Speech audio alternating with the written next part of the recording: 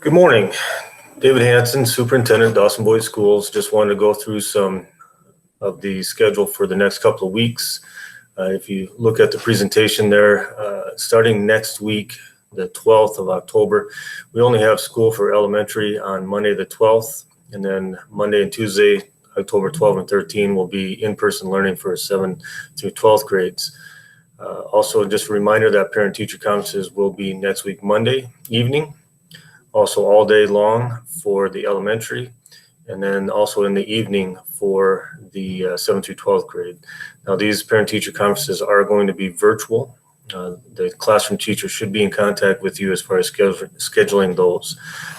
Wednesday the 14th, Thursday the 15th, and Friday the 16th, we do not have school. We do have teacher in-service on the 14th. And then on October 19th, we'll begin the hybrid learning for grades 5 through 12. Now, I know that earlier the principals went and sent out the schedule, and I hope that you have looked at that in your email and or gone online to look at the website. Now, basically, looking at the 5th and 6th grade, this is kind of like a black and gold or an A day, B day. Monday, everybody in grades 5 and 6 will be at home. We are asking that all kids do check in on Monday to make sure that we can take attendance, but then beginning on Tuesday, last names A through K will be in school, and the last names, household names with L through Z, will be distance learning. And then on Wednesday, the opposite of that, Thursday, Friday, A day, B day, A day, B day. Now, going to the 7th through 12th grade hybrid schedule, it's a little bit different. We did switch the classroom schedule set up so that they are basically in a block schedule. So then that way they're not responsible for all 8 periods in one day. Please note that A through K will go to school on Tuesdays and Wednesdays, and the L through Z household last names will go to school here in person on Thursday and Friday. So there it's going to look like an A day and then a B day. Again, on Mondays for the 7 through 12, we do ask that all students do check in with their teachers. Monday is definitely designed to make sure that they can get their homework done and so forth. Again, if you have any questions, don't hesitate to contact your various principal, whether that be the elementary or the high school. Just want to make sure that that's understood by everybody. And again, that will start on October 19th, Monday, October 19th. Just a couple of other announcements with that. Once we do go into that hybrid model, what are we going to do with busing? We are going to run our buses on regular routes. We do ask that parents make sure you have your children ready to get on the bus on the days that they're to attend school. Grading or attendance, again, this will be just as normal as usual. We will expect that if they're supposed to be in school, to make sure that they're here, unless, of course, they're sick. If they're supposed to be online on that day, make sure that they are logged in and checking with classes and getting their work done. It is important to note that it can affect eligibility. Any late work or H2O, detentions, truancy, anything else that is our school policy, these will be upheld during the hybrid learning process. And so I just want to make sure all parents and all students are aware that just because we are switching into a hybrid model of learning, we are not going to go back or change anything with our grading or attendance. If you do have internet or connection issues or concerns, please make sure, even if it's the day of, make sure you are contacting the various office. If it's the elementary, please call the office, and Andrea or Sandy will make sure that teachers are aware of it, as well as the high school. Call Laurel, and the phone numbers are listed there if you don't have them handy. Also, you can email your respective principal in the event that maybe you can't connect, or maybe you don't have any internet at all at your home. We do have ways to help you out that way as well. As far as school lunch, and I know that this is a common question, we will be still having school lunch available. Now, with the way things are set up, we can only serve that through here at Dawson at the site. If you are wanting that for your children, just a couple things you need to remember. We are still going to be charging for that. It is not free. If you are free reduced lunch, we will follow that procedure as well. But if you want to have that done, please email Amy Rasmussen, and the email is listed there. Please email Amy Rasmussen as soon as possible with the number of meals that you need for each day. So then that way we can get that prepared. Now, that pickup will be at the Memorial Auditorium doors here in Dawson between 11:30 and 11:45. Now, one of the things that I'm a little bit concerned with this hybrid model is that are we going to start losing the ability to monitor students' health? A little bit more is going to fall on you as a parent to make sure that and I'll get into this a little bit deeper here a little bit later, but my concern is that if parents are having to go to work, and I completely understand that, well, then I'm going to send my son or daughter over to somebody else's home during the school day. And, now we get a little bit more mixing, and that concerns me because with the spread of this virus and with what we're seeing is that a lot of this is asymptomatic stuff, and it winds up, not in school on Tuesday, but they're in school on Wednesday. Well, what if they pick that virus up on Tuesday and bring it into school on Wednesday? And that's a sincere concern that I have. So we are asking that please to make sure parents make sure you continue monitoring your students. If your child is not feeling well, please don't send them to school. And I understand the frustrations that brings on. I have to go to work. I'm not going to leave my 5th or 6th grader at home alone during the school day. I got to do something with them. And I appreciate that and I completely understand that. Just make sure that we're not losing that monitoring situation. Again, if you have any questions, don't hesitate to call our nurse, Leah Prestolt at the school. And again, that number is listed as well as her email. A couple of activities, athletic updates and reminders. As we all know, grades 7 through 12 volleyball, as of yesterday, we found out that they were allowing 2 spectators per person inside the gym. You do have to social distance as well as wear your mask, but at least that's better than nothing. Varsity football, we are, as I explained earlier, we will be using those vouchers for attendance. If you haven't been by the football field yet, there is an orange fence on the north side. We're asking that anybody without a voucher, that you're going to have to stay on the outside or north side of that fence. Anybody with a voucher, you will be asked for that. We ask for exact change, which would be $5 for any voucher. We ask for exact change. We are not going to be giving change out. So if you come with a 20 and you only need to pay 10, you just made a $10 donation. So just be aware of that. Vouchers will not be utilized for junior high and JV football. However, we do strongly recommend that you do wear your masks. And obviously, we do want that physical distance and try to stay in your own family unit or your own group of people that you normally are with every day. So then that way we can hope to control the spread of this virus. Homecoming, there were some updates to that. I do know that on the Facebook page, it will be observed basically the week of Sunday, October 18th through Friday the 23rd. The football game will now be against Lakeview. It is a modified coordination, which will be held out at the football field. It'll be at 2:30 in the afternoon on October 18th. They are selling tickets to be inside that orange fence. Again, that's limited to 250 total tickets. If you can't make it there and you don't want to watch from the road, we will be live streaming that via our Facebook page.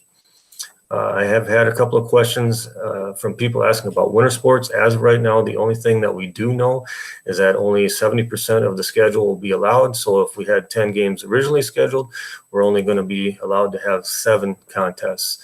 I did list the starting dates for dance, boys basketball, wrestling, and girls basketball. And again, I have no indication as to whether or not we're going to allow only 2 spectators per participant or how that's going to work. And I understand the frustration with that because all of those activities that are listed there are highly attended within our district. We're just going to have to wait and see. So as of right now, I do not know any spectator rules as far as winter sports. Those of you that partake or utilize Kids Clubhouse and Blackjack Babies, just an update there. We will be running those as normal. A big part of this, and just a reminder, we need everybody to do their part in slowing the spread. I'm not excited about having to go to a learning model. And I know that there's a number of people that you guys get to see the public graphs and charts and everything else. But some of the things that you guys don't get to see are some things that principals or superintendents and school nurses are privy to seeing. And this is through the Countryside Public Health. Now, a couple things that you need to know. MDH is handing these down in our regional health out of Marshall and our Countryside Public Health, you need to realize that they aren't making the decisions for us. They are giving recommendations, how to read models, what's the trend, that type of thing. So just want to go through real quickly, what is it that I go through every Thursday? And basically it starts pretty much on Tuesday morning all the way through until I make the announcement on Thursday afternoon or Friday morning what learning model we are going to be in for the next week. Now, I try to purposely do that on a week-by-week basis, trying not to give a change basically from day to day, just because of the fact that it's so very hard. Parents, obviously younger parents with young children, need to find daycare if they have to work and so forth. So what all goes into the determination of the learning model? Well, first of all, we do have a school COVID dashboard, and that is a start. Now, basically what that tells me is where are the trends? Is it in the age group of our parents? Now, obviously we have had an uptick of positive tests in the last couple of weeks. And so I wanted to find out, are those among our parents? Are those among people that basically are older that don't have a lot of effect on our school? Because I'm not, if it's not affecting our parents, if it's not affecting our students, then I want these kids in the school building to learn. And it does break it down directly to Dawson and Boyd zip codes. Now, again, that is a start. That kind of gives me a hint as to where things are going and what we need to do. Now, some other things that aren't so easy to see, but I have to make a determination is the school procedures and compliance by students as well as our adults. How well is the face covering policy going? Are we having to get after students to, pull it up, make sure you have it on, that type of thing?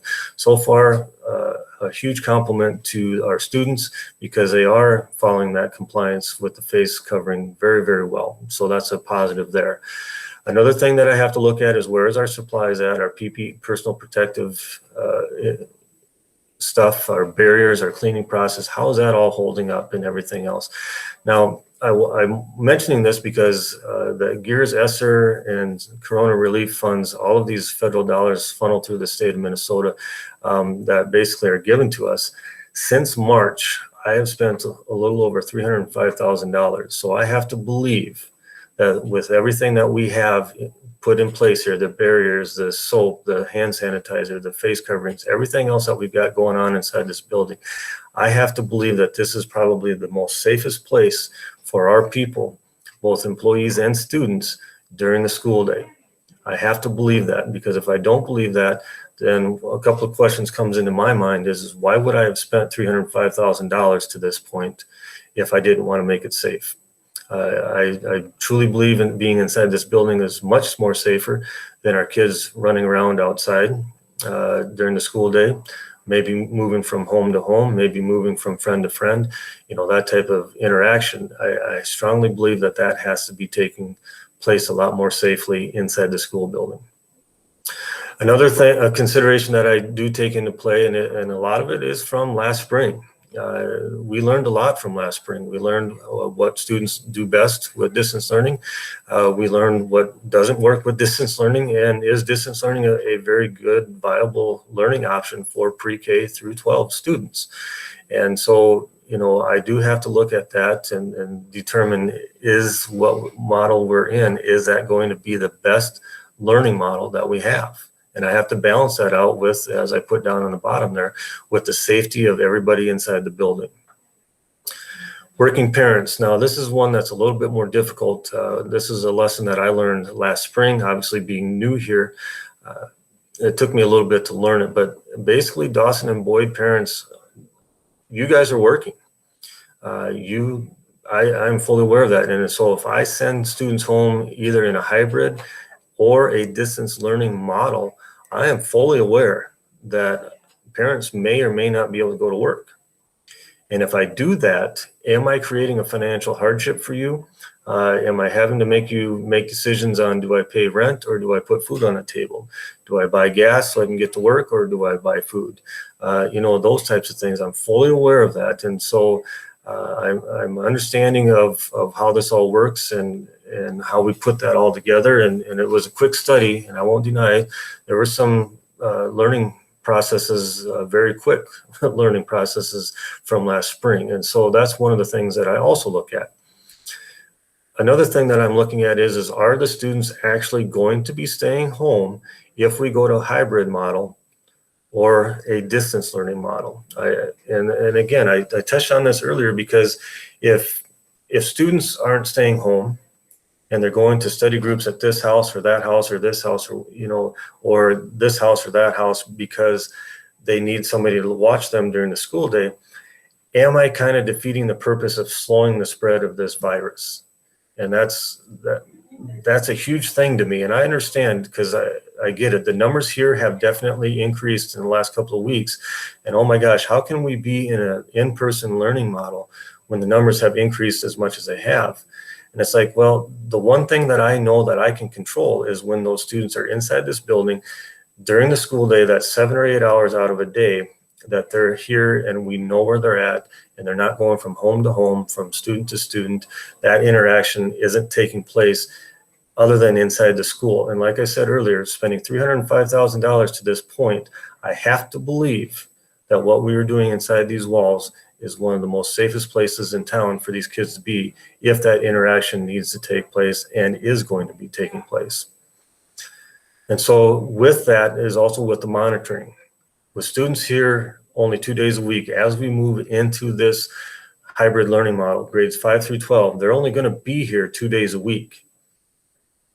Are we going to be able to monitor that? Are we going to be able to make sure that these kids are safe? Are we going to make sure that these kids haven't gone into a home that possibly might have picked this virus up and now be bringing it inside the school building? And again, I have to weigh this, because obviously I also have employees inside the building that want to make sure, do they feel safe? Are they comfortable with what everything is going on? And so there's a lot of different things that go into play with this.